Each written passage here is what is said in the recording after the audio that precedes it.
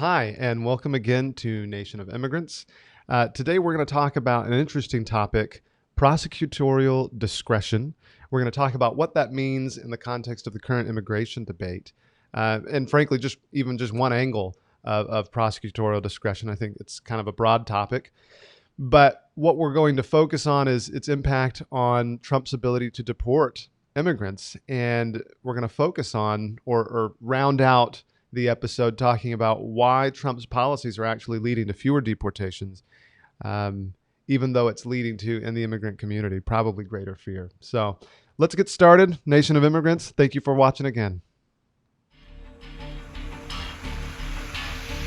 You're listening to Nation of Immigrants. America is a nation of immigrants. A podcast about U.S. immigration law with your host, Jacob Tingen.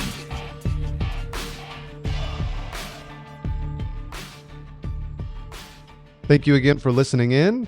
Like I said, we're going to be talking about prosecutorial discretion. So I'm going to start with explaining what I mean by that term. So prosecutorial discretion is something that virtually any law enforcement officer uses. It's their discretion or the choices they make when they judge between whether or not they're going to prosecute somebody for a crime in any context.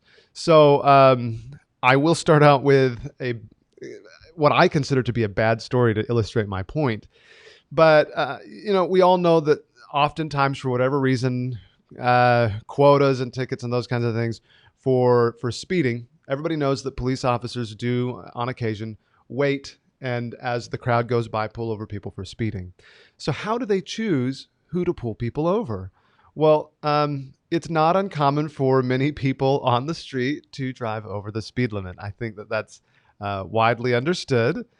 And so police officers have to make constant judgment calls over who they're going to pull over and who they're not going to pull over. So for example, let's say they're by the interstate and they're out here in Virginia and somebody's driving west out to Charlottesville, and the speed limit is 55. And let's say a car goes by at 56 miles per hour, 57 miles per hour. Will the policeman pull that person over? If they don't, then that officer has exercised prosecutorial discretion because they've said, you know what, 1 mile over, 2 mile over, that's not who I'm looking for today. I want to stop. I've got bigger fish to fry. And so, the police officer might wait till they find somebody who's going 10 miles over the speed limit, 65, 66, 67, or even more, because those people present a greater danger to the community than maybe people that are going a mile or two over the speed limit. This is a common scenario. This happens all the time. Now, I unfortunately do have a friend. This is an unfortunate story. I don't unfortunately have friends. So I have a friend who was becoming an attorney and did a ride along with a police officer here locally in Virginia. And it's just unfortunate what happened while he was out. So they're sitting in the back of a police car and they're watching people go by, and my friend can see the speedometer and see how fast people are going. And, early on they had a conversation about this topic. Well, that person was speeding. Why didn't you pull them over? Oh, it's just a mile or two. That's not really, I'm not concerned about that person. And then somebody went by at about 7 or 8 miles an hour over the speed limit. He said, well, what about that person? And the police officer said this. He said, well, I'm not really looking for that kind of person. And my friend said, well, what do you mean? He said, well, he was wearing a shirt and a tie. He's probably just late for work. I figure I'm going to give him a pass. At which point my friend said, well, then who are you looking for? And the police officer responded with this phrase, which I just think is a little disgusting. He says, trash. I'm just looking for trash, white trash, black trash, any kind of trash. Maybe somebody in a tank top who looks like they're borrowing their girlfriend's car on a suspended license. That kind of thing. That's who I'm looking for. Now, I find that exercise of discretion a little appalling, but I'm using that to illustrate the point that police officers and law enforcement officials do use their discretion at many different stages of enforcing the law. All right, so let's back away from that story since that's not necessarily where I'm going today in the immigration context. Under the Obama administration, President Obama and the administration had set out certain guidelines for who they were going to deport. And they issued a series of memorandum that outlined who they were focusing on. And if you weren't a priority for deportation, when you got to immigration court, it was common, and I would even go so far as to say frequent, for the government attorney to say, well, look, it's our position that this person isn't a priority for deportation. We'll just move to administratively close and not prosecute this person for removal from the United States. And so I had a great many clients who accepted prosecutorial discretion, accepted administrative closure of their immigration case. And while they didn't receive any specific immigration benefit, they also weren't going to be removed from the United States because they weren't a priority for deportation. Now, in these Obama era memos, it outlined basically 3 categories of priority for deportation of immigrants. And the nuts and bolts of it were immigrants who had a criminal history were a priority for deportation, and immigrants who were recent entries to the country. So the idea is, well, if they're in the interior of the United States, we're going to get rid of as many people who are causing problems as possible. And then to kind of just enforce our southern border and make sure that it's not porous, we're going to try to remove as many people as quickly as possible who just came in. And so that led to, frankly, record level highs of deportation. And to the point that some people called Obama the deporter in chief. Now, this might be news to some people who listen to certain outlets and believe that Obama was always very nice to the immigrant community and never deported anyone. But the reality that we're going to get to is that Trump is actually deporting fewer numbers than Obama at a much lower pace than him. And so it kind of puts all of this immigration stuff into context when you think about how prosecutorial discretion is exercised and why Obama's strategy might have been actually an intelligent approach to immigration, and where Trump's approach to immigration fails in many respects. So again, PD under the Obama era, if an immigrant had a criminal history or if they recently had entered the country, they were a priority for removal. And virtually everyone else, if they weren't causing problems, they were not a priority for removal. Now, this turned into some outcomes that I didn't like. Sometimes I would have clients with very strong asylum cases. We would ask for prosecutorial discretion. We would ask for administrative closure early on in the process. We'd get denied, and then we'd prepare a case, and we'd put all these documents together, and we'd show up at the immigration court. And then the government attorney would, I don't know if they were just having a bad day or didn't prepare for the case, but suddenly they'd change their mind and offer prosecutorial discretion on the day of the hearing. And that prompts a conversation that I have to have with my client. I have to ask my client, hey, with prosecutorial discretion, they're offering to administratively close your case before we have this hearing. And then they'd ask, well, what does that mean? And I'd say, well, it doesn't give you any specific immigration benefit. You have a pending application for asylum, and that will remain pending. And based on that, you can renew work authorization for the foreseeable future. But you won't ultimately be considered an asylee. But if we have a hearing and the judge decides against us, then you could be removed. So we have a guaranteed renewal of your work authorization and the opportunity to just keep living here without anybody trying to get rid of you.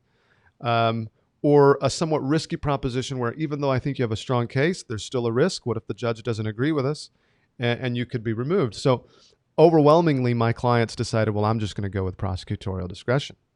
I'm going to go with the low to no risk option and stay and just not have to worry about a hearing that could be potentially stressful, where I'm going to have to talk about very personal things and trauma that I experienced. And so I feel like I wasn't particularly happy with those results. I wish that some of these DHS attorneys had perhaps been more willing to stipulate to certain issues and facts surrounding a case if I'd presented a strong packet and that's what persuaded them to do prosecutorial discretion. Then maybe offers to stipulate by government attorneys, I think would have been a better approach. But hey, PD under the Obama administration was offered pretty regularly, and my clients liked the no risk option, and that's what they took many, many times. Okay. Elections happen. Trump is president. And one of the first things he did was outline his priorities for deportation. Now, remember, like I said, under Obama, there were clear priorities for deportation. People who are causing problems, and by that I mean people with criminal histories who have been convicted of crimes here in the United States. and then people who had recently entered the United States. Virtually no one else is a priority for deportation.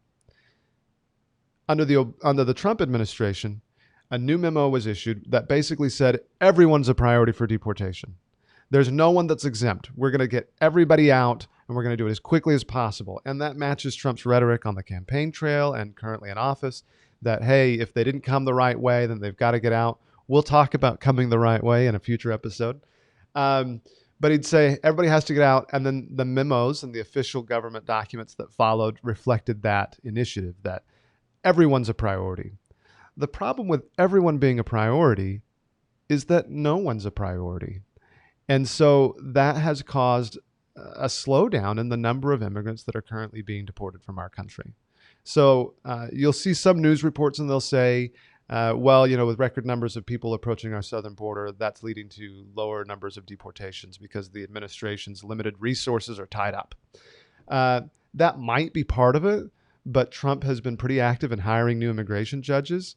I think we have a higher number of immigration judges than we did under Obama. And so we should be capable of deporting more people. But again, it's this issue of when everybody's a priority, no one is. And so in a strange roundabout way, Trump's hardline stance has actually led to this world where we're deporting fewer immigrants, and we're deporting fewer immigrants with criminal histories as well. So for those who like that argument, it actually means that the U.S. is becoming a more dangerous place, oddly enough. And then, of course, many immigration advocates are in some ways, I guess, happy that fewer people are being deported. But, from the Obama era approach of let's get rid of people with criminal histories, that's kind of hard to see how many people who support Trump's policies wouldn't support Obama's results. And wouldn't see how Trump's policies aren't getting to the results they want. And so I just think that that's a conversation that needs to be had. Shouldn't we intelligently implement policies that lead to the results that the majority of Americans want? Even though I think there are compelling arguments for keeping some immigrants here, even when they have criminal histories, I think the vast majority of Americans would say, well, look, I'm fine with immigrants coming here, but if they are going to commit crimes and have criminal convictions, maybe they should face the music and face the consequences. And yet, while I think most Americans would agree with that sentiment, that's not the results we're getting under Trump's hardline stance. So the results don't match the position that he put forward. Now, I'm not saying that we need to deport more people, but I am just kind of pointing out that this exists, that it's strange that a hardline stance has led to a result that most Americans, and probably not even Trump himself, would like. And so at this point, I just kind of want to round it out with a bit of a story. So I didn't always like prosecutorial discretion and how it was enforced in the immigration courts, but I definitely appreciated that DHS attorneys, and that's the Department of Homeland Security attorneys under the Obama administration, they knew how to exercise compassion for immigrants who were in a tough spot. Unfortunately, under Trump, there is zero compassion for any immigrant under any situation. Now, I will tell you about a case that I heard about recently, a small girl immigrant who had been brought over. And of course, she's a girl, so it's not like she, young minor child. So it's not like she had a decision about having come to the United States in removal proceedings. But she had a health condition and she had it diagnosed, and the hospital gave a letter that this young girl could present in immigration court. And the letter said, hey, this girl has a heart condition, a special heart condition that can be treated in the United States. It is our understanding that the treatment that she needs to live, to stay alive, is not available in her home country. Therefore, if she is deported, she will die. Now, this is shortly after Trump and his new priority memo was issued. And we took this case up to the immigration court and said, hey, DHS, prosecutorial discretion, please, this girl will die if she's deported. Can we, administratively close this case? And the answer is no. The answer is no for any immigrant. Prosecutorial discretion and administrative closure is no longer available. Now, through other mechanisms, the Trump administration has closed administrative closure in the immigration courts, and that's a whole other conversation. But at the time, it was still available technically. It just wasn't going to be endorsed by DHS attorneys. It wasn't on the table, which is strange because I get that different departments have different priorities, but I think many people understand the context of prosecutorial discretion. Like I mentioned police earlier, frequently in criminal cases, people understand the concept of a plea deal, that I can go in and even though I've been charged with something that's kind of a bigger crime, I can frequently do community service, show remorse, and maybe plead down to a lower charge. But that's not even possible. It's not even debatable under the Trump administration. That's a problem. I think most people that are hearing this and that are here in the United States would agree. If somebody's got a life here, they shouldn't be as much a priority for deportation as those who have criminal convictions or those who just recently arrived. I think the Obama administration got it a little more right than we're getting definitely under the Trump administration, where everyone's a priority and nobody gets the application of good principles like mercy in the midst of all this supposed justice. So that's Nation of Immigrants today. I hope that this discussion on prosecutorial discretion has opened your eyes a bit to what's happening and to why it's happening. We may talk about other reasons in the future as to why Trump is deporting fewer people than Obama, and maybe even debate whether that's a good thing or a bad thing. But today's conversation was mainly just geared to help you understand why it's happening and what was happening under Obama versus what's happening under Trump. So thanks again for listening to Nation of Immigrants. Look for us on iTunes, YouTube, Facebook, and everywhere else. Thanks.